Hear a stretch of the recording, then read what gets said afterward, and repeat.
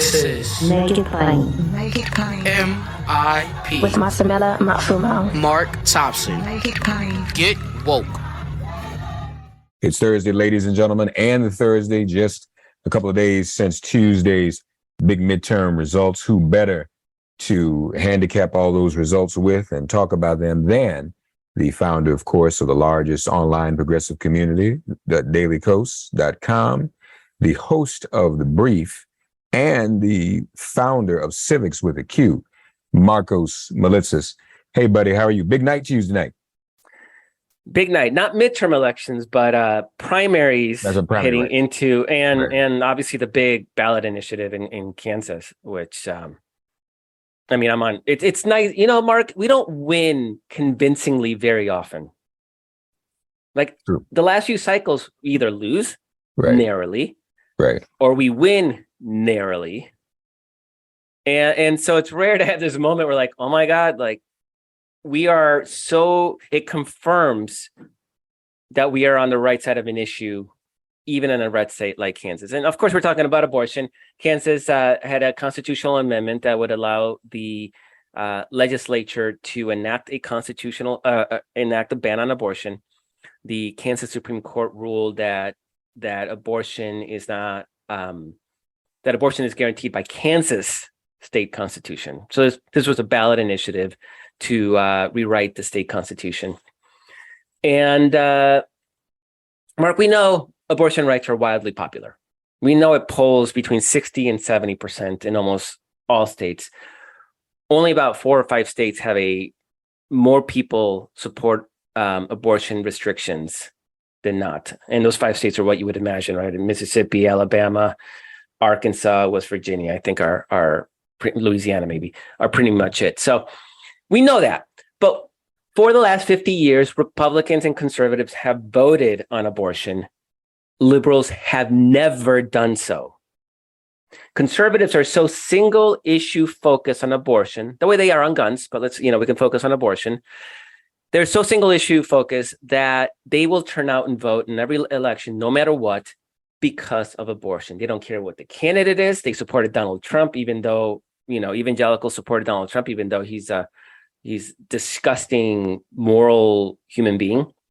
And they'll turn out no matter what the issues are. They'll turn out, doesn't matter who the candidate is. They're gonna vote on abortion. They're gonna vote on guns, right? They had that single-minded focus. We don't have that. In fact, our people, it's hard to turn out liberals, the core liberal base. We've made some strides in recent years. Like the Black vote is becoming more locked in as far as turnout. But the youth vote isn't, the Latino vote isn't, the single woman vote isn't. A lot of that is young people, right? And Latinos are a young community. Single women are usually young. Part of our big base is young people, and they just don't turn out and vote, right? So we haven't had that single issue drive, and it allows Republicans to use BS issues, invent issues like the Honduran caravan and critical race theory, because they muddy the water. They have their core base that's going to turn out no matter what, and ours doesn't, right? So ours can maybe sit it out, or they're just not properly motivated, or like happened in 2010 with Obama. They're like, oh, we don't like that Obama didn't do X, Y, or Z, so we're just not going to vote.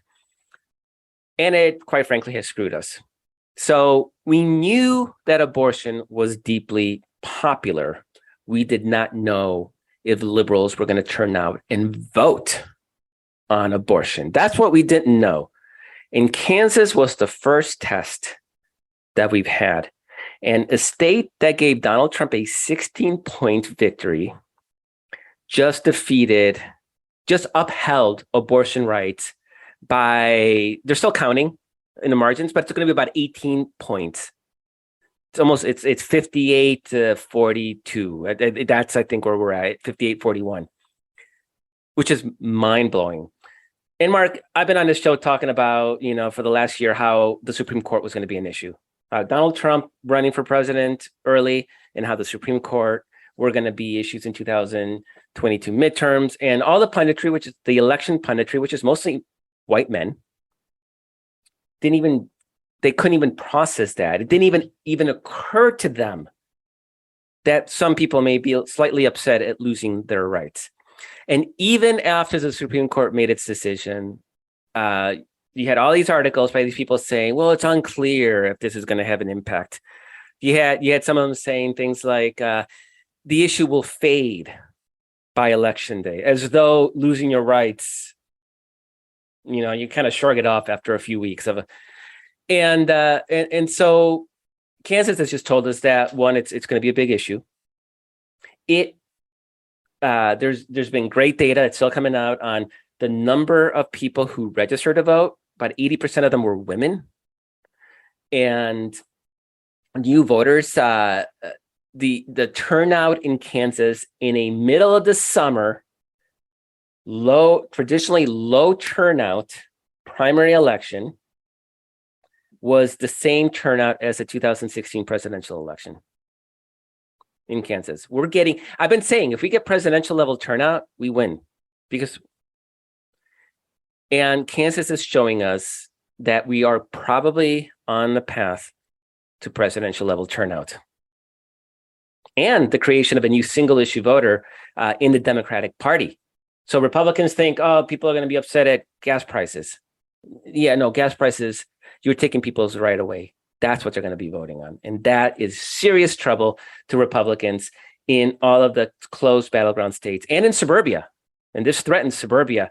And the turnout in suburban Kansas, people are still crunching numbers, but the turnout in suburban Kansas was so massive and so pro-abortion rights that Sharice Davids, who is, Native American Democratic Congresswoman from the Kansas City suburbs, Republicans redrew her district to try to defeat her. Looking at the numbers from last night or from Tuesday night, it looks pretty. I think people are pretty confident now that not only can we win that seat, hold that seat, but our chances are pretty good in holding the governorship and making gains in other statewide elected offices in Kansas. We're not talking a battleground state, in Kansas. That's important. And I guess but now here's the question. We know what it did. Do we have a sense yet? It's probably too early. How many Republican women voted? We know that at least 20% of Republicans voted to protect abortion rights. Wow. Because the candidates, because there was a Republican primary, the candidates for the Republican nomination for governor was about 80,000 fewer votes. Actually, you know what? I'm getting screwed up. But yeah, no, the math, I forget the math. But it's about 80,000 Republicans. Yeah. That's a big deal. Oh, I remember. It's the difference between the Democratic votes for governor and the votes that the measure got. So when you look at the spread, right? I mean, I don't have the exact numbers in front of me, but let's say 600,000 voted for the measure, and then you look at Democrats, 400,000 Democrats turned out. There's a big margin. Some of those are independent. So people were able to crunch those margins and come out at 20% of Republicans had to have voted for the measure. Now, 20% is not a lot. That means 80% voted for to ban abortion, but it shows that there's a big chunk, and I would not be surprised if 20% was heavily focused in suburban areas. But the other factor that just absolutely has blown everybody's mind is if you look at a congressional map of Kansas, it's got 6 congressional districts. 2 of those are blood red, right? These are these are like Trump won them by like 40 points.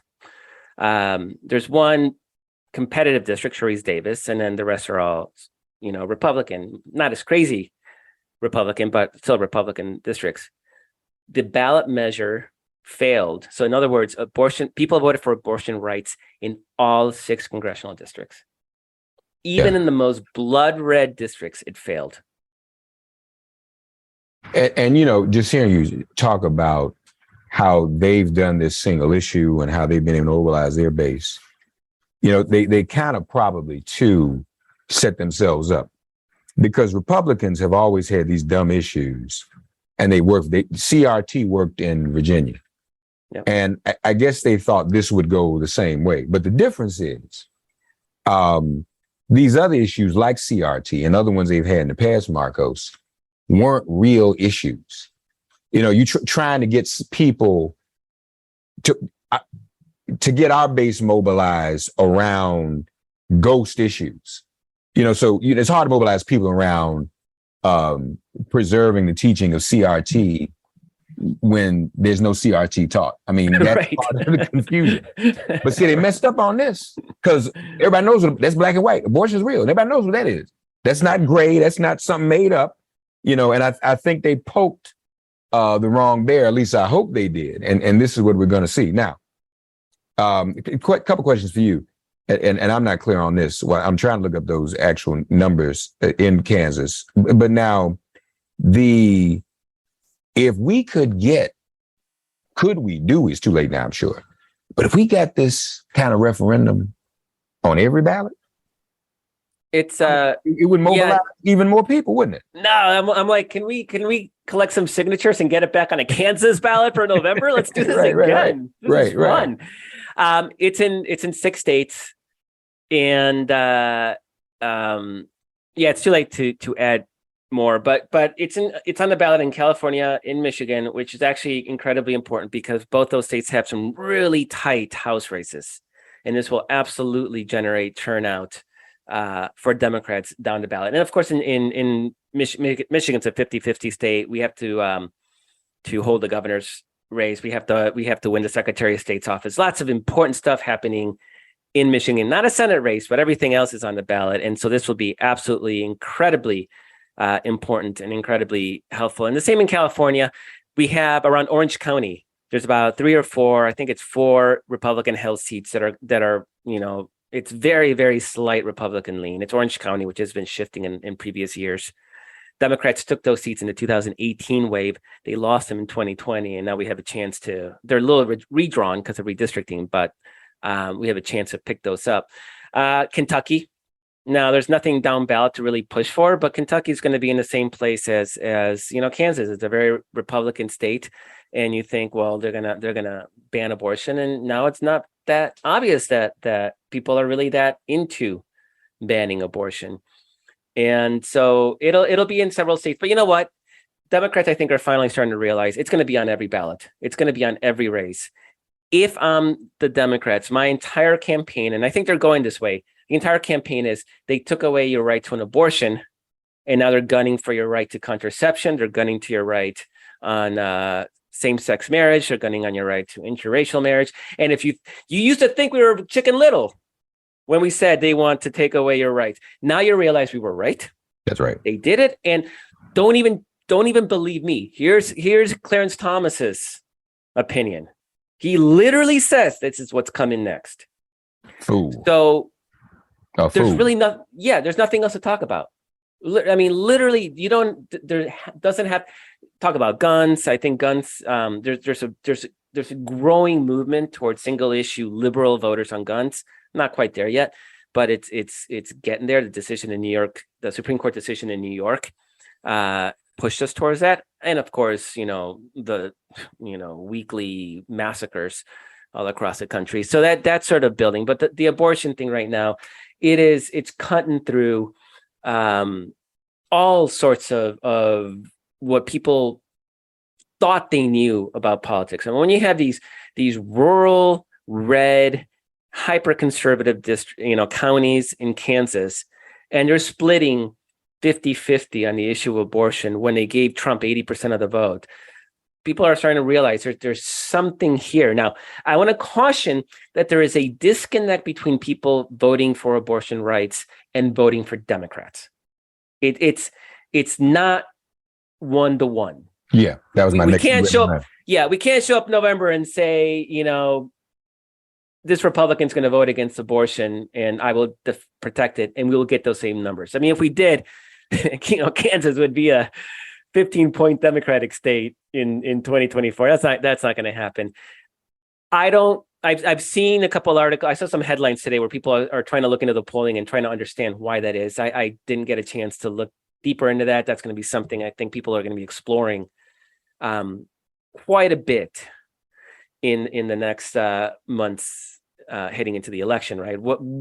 How much ground can we potentially pick up by making every single race on the ballot about abortion? Because you have 20% of Republican voters in Kansas voted to protect abortion rights. But I think it's also important that the new Democratic voters, like it was 80% of all new registrations, starting when the draft decision came out and spiking dramatically after the actual final decision came out. 80% were women. I wouldn't doubt if a lot of the 20% of men were actually people who support abortion rights, right? That doesn't necessarily follow that just because you're men, they're not going to support abortion rights. And a turnout, this massive turnout. And if we can chip away, remember, we're talking Arizona, Georgia, North Carolina, Ohio, Wisconsin, Pennsylvania. These are races that may hinge by 1 or 2 points. You don't have to peel away 20% of Republicans, pro-choice Republicans, and have them vote for the Democratic candidate. If you peel away 1 or 2 points here and there, you boost voter registration, you boost turnout. It's an entirely different landscape. Everything changes. I mean, I'm literally talking about throwing away the playbook that we've known, that we've worked with, and starting from scratch. So it's imperative that Democrats make this an issue, and it's imperative that they say the word abortion. Yesterday's statement or Tuesday's statement by Joe Biden did not use the word abortion. Like you could tell that the old consultants was sitting there like workshopping this thing. People got really angry, and then on Wednesday, the statement actually used the word abortion, right? Like in new remarks. People need to know what you're talking about. Stop trying to talk in some weird code that you think is not going to turn people off. 60 to 70% of Americans support abortion rights, not support choice, this amorphous choice, right? No, they support abortion rights. Say exactly what you mean. Democrats support abortion rights. Right. Say what you mean what you say. So I want to go back to the two, because you're talking about the 1-to-1. Because I did see someone write that you'll have people who will vote in favor of abortion rights, but then on the ballot will vote for a Republican for office. And that's what you're saying. That's where the disconnect is in some places, right? But not Democrats. I mean, Democrats are going to vote for abortion rights and vote for that Democratic candidate. But obviously you did have Republicans who would vote for abortion rights, but then vote for a jackass Republican candidate. And we know that ticket splitting happens. They do that. Crazy people. Yeah. And a lot of it depends on what their issue priorities are, right? People are complex. Not everybody's going to be single issue about abortion. So you can easily be like, yeah, I think people should have a right to choose to have an abortion or not. But you know what? I like my tax cuts. Or whatever. I don't know what else do Republicans stand for. I'm trying to think of something else, but I ran out really quickly. Maybe that's it. Tax cuts. Remember, I like my tax cuts. I like my carbon emissions. Carbon emissions. They've been drilled by conservative media for decades now, and breaking people from those traditional voting habits is incredibly tough. And this is why you still have Dixiecrats, right? You have in the South, you have voters that are registered Democrat that haven't voted for a Democratic candidate in 30 years, right? Because it's inertia. It's tough. But if you start peeling away on this issue, and for the next, I'm not talking for the next 3 months before the election, I'm talking, this is it. We are the party of privacy, of rights. And this is what we brand around for the next decades. As Republicans are the party of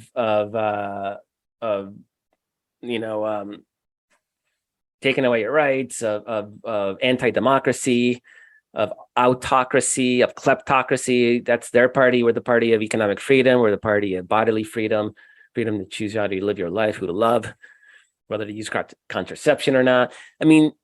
That starts becoming very powerful, and it gets us away from a electorate that is easily swayed by CRT or even turned off. Because a lot of that crap that Republicans do, it's not designed necessarily to win votes. It's designed to get people to go like, politics is ugly and stupid, and I don't want to even pay attention. It's too depressing. It's designed to turn people off. They want to shape the electorate. They want only the right people voting. Now they're losing on that, which is why you see them trying to keep, Black people from voting, Latinos from voting, college students in college towns from voting. Like they're working on the infrastructure of the elections. They're trying to in Arizona on Tuesday, all the statewide races were won by crazy anti-election, anti-democracy Republicans. I mean, literally, the Secretary of State candidate said that we don't live in a democracy, and why do Democrats keep trying to expand the electorate? That literally, I'm not exaggerating. I'm not even paraphrasing. That's literally what she said. And so they don't want to count votes because they've given up the fiction that this is a center-right country. Remember when they used to say that all the time? This is a center-right country. They haven't said that in a while, and they know that. And this is why they're actually attacking democracy, because rather than try to win on ideas, they're trying to rig the system. They always project. So they're trying to rig the system to keep certain kinds of people from participating. Anything meaningful about any of the Trump-backed candidates and how they did Tuesday? I mean, he's got some straight up election deniers. We thought that Carrie Lakes, we thought that she was losing, but apparently she's surged. And I would caution Arizona it takes a while because they want to undermine trust in the system, so they don't allow the counting of early votes until after election day. I mean, it's a mess. That's all by design to try to suppress sort of faith and confidence in the election system. So we won't know. Maybe it might even be a couple of weeks. It's close enough that we won't actually know who won that race. But I would, if I had to guess, I think she's going to win. But should our approach in terms of that though be because we know Democrats backed or kind of help promote some of the crazy candidates, is the Trumpier or the closer the association with Trump, the more that helps as well? Is that a rule of thumb? I mean, I think it depends on where we're talking about. But yeah, I think in battleground places, particularly now, I mean, there's always a danger of backfires, right? I remember in 2016, I was rooting for Trump to win because I thought he'd be the easiest to beat. So this is playing with fire. Let's just be very clear.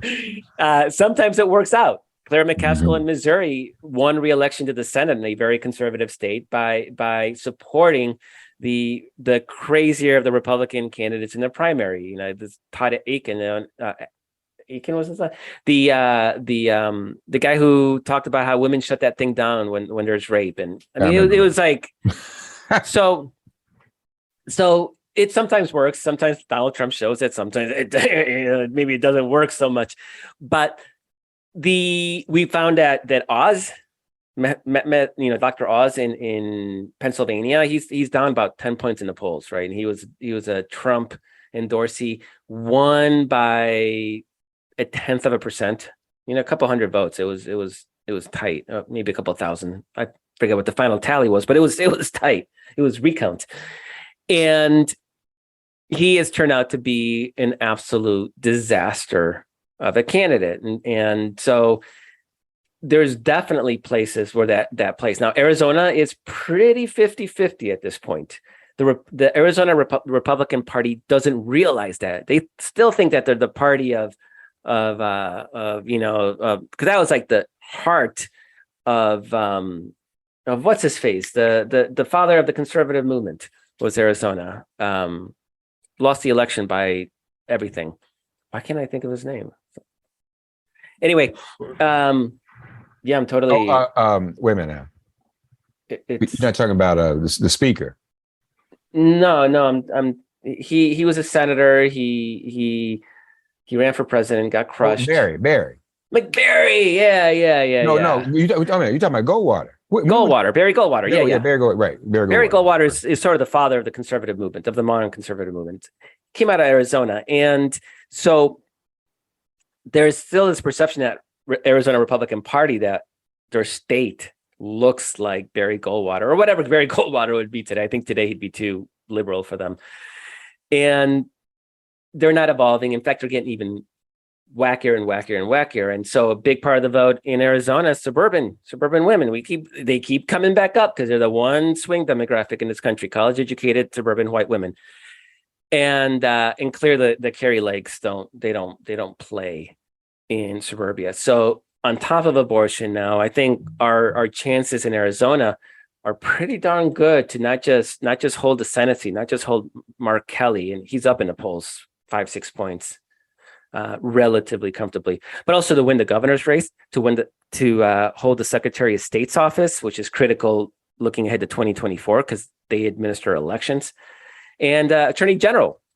So there's a lot happening in a lot of these states. And so having that sort of crazy Trump candidate walking around. So in Kansas, for example, Kobach. Remember Kobach, Chris Kobach, the anti-immigration. He was Attorney General, and Trump made him the head of the election integrity committee, and he screwed that up because he's god awful. Then he ran for governor in 2018, lost. That's why Democrats have the governorship in Kansas. And now he's running. He barely made it through a primary, but he's running again for Attorney General. And there's a sense in Kansas but Kansas Democrats that will actually help him. That will help Democrats because he's so polarizing and so hated that he helped a Democrat win the governorship, and now he's back, top of the ticket, not top of the ticket, but he's a statewide candidate. So these things, they have an impact. In the end, though, a lot will depend on Democrats' ability to mobilize around elections. I like our chances. Democrats seem to be eagerly jumping on that bandwagon. They weren't before for whatever reason. Decades of fear. Remember, like, abortion should be safe but rare, and legal but rare. Just safe, legal, and rare. Just people have a right, and I think we're finally at that point. And Republicans are, it's still early, and there's a lot of really hilarious spin trying to justify the election results. But more and more, we're starting to see people, particularly the consultants, realizing that they're in real trouble. Yeah. Lastly, since we're talking about Arizona, you've seen the video going around with Sinema talking with Tom Cotton, and she walks into the Republican cloakroom. And so, what do we know any more about what she's going to do on this reconciliation bill? Manchin finally came over, shockingly, but it's like nobody still knows what she's going to do. Do we have any intelligence on what? So nobody freaking knows, and I think that's part of her game. The problem she has is that her poll numbers are not good, and Ruben Gallego, who's going to be congressman, who's going to be running against her in 2024, 2024. He's chomping at the bit, right? So he's been hammering her on this.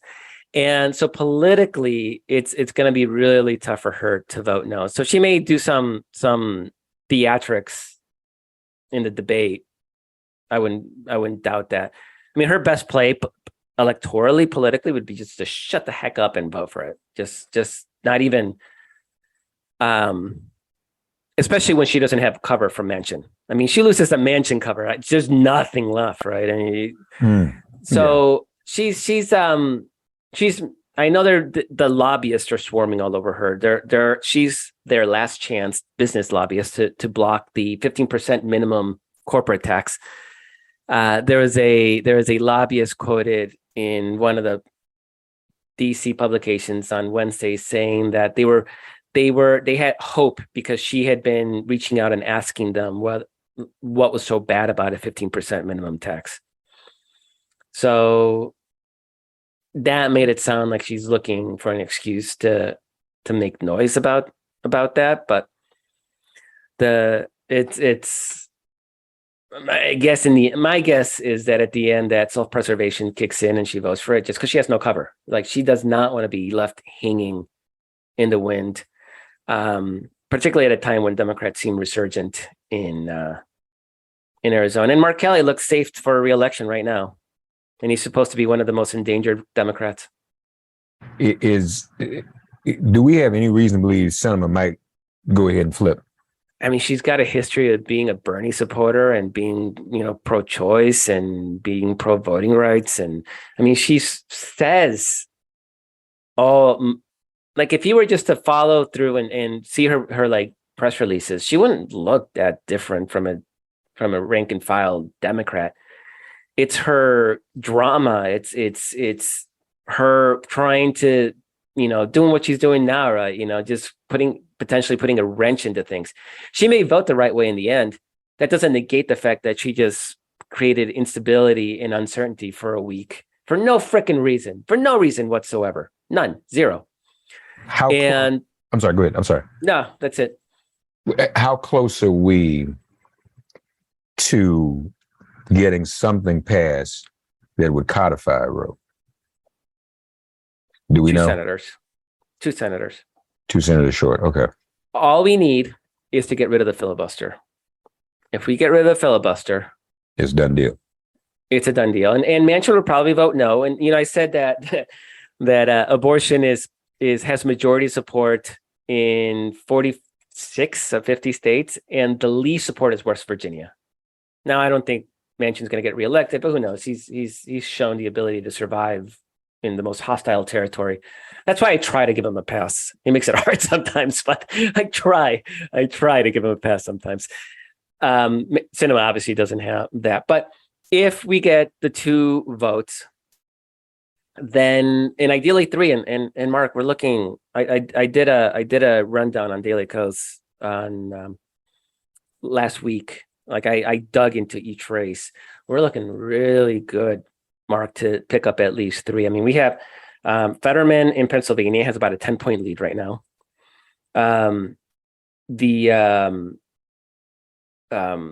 North Carolina, we have a 1-2 point lead. It's tight, but we almost won last time, and we only lost last election because of our freaking candidate couldn't keep his, zipper tied. Had an affair mid campaign season that came out. We have Wisconsin. Ron Johnson's a couple of points behind, and he literally yesterday called for rethinking Social Security and Medicare. So, okay, good job. Thanks. We could use all the assist you can possibly give us. So Pennsylvania it's a guaranteed pickup. Not guaranteed. You can never guarantee anything. We got to work hard for it, but it's looking really, really good. So that, and I think we have 50-50 situation in Wisconsin, in North Carolina. Ohio is shockingly competitive, even though it shouldn't be. It's an +8. It's an 8-point Trump state, but J.D. Vance is turning out to be a disaster candidate for the Republicans, and we got a good one in Representative Ryan, who, again, he's one of these people who's can be a little obnoxious sometimes, but he's cooled out a lot. I think. I mean, I think he's, I think he kind of had. Remember, he had that moment. He wanted to run against Nancy Pelosi. Yeah. And that's when that kind of hurt him. But, ever since then, he's had the viral moments he's had have been good and welcome. And nobody in party leadership has really knocked it for him. Knocked him for it, I should say. So, he just before his image looked like it might go off into another direction, off a cliff, as a matter of fact, he kind of course corrected. Mm-hmm. So yeah.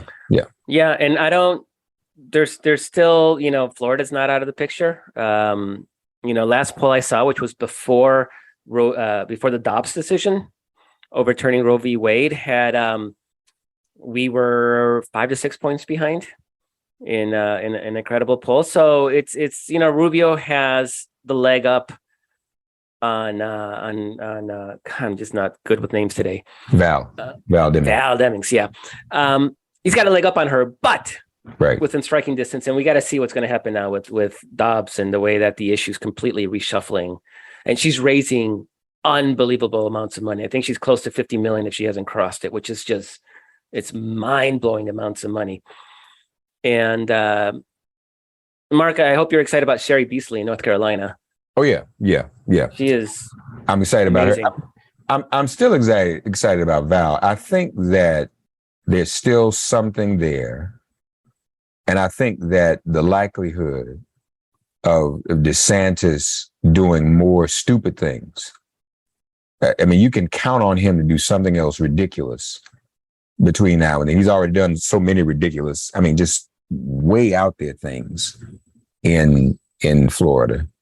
So, and Val's the kind of person that I know and the kind of candidate I know. You know, some people, even if it doesn't look right, it's like something about them, they know something you don't know. Mm-hmm. Val is very intelligent, very thorough.